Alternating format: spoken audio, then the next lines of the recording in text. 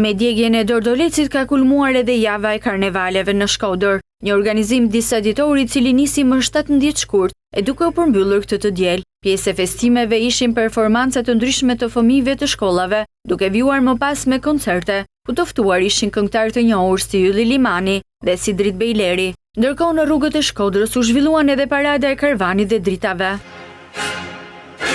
Gjithashtu në qendër të qytetit, qytetarë të shumë të mblodhen për të shijuar spektaklin, i cili shoqërohej me bejte tipike shkodrane. Pika kulminante ishte djegja e Dordolecit si simbol i largimit të së keqes. Për herë të parë karnevalet kishin edhe marshin e tyre, një krijim origjinal i kompozitorit shkodran Zef Çoba, i cili bëri të mundur që kjo festë të ketë vullën e vet të origjinalitetit. Në ritmet e këtij marshi gjen të bashkuar notat festive me motivet popullore të Shkodrës.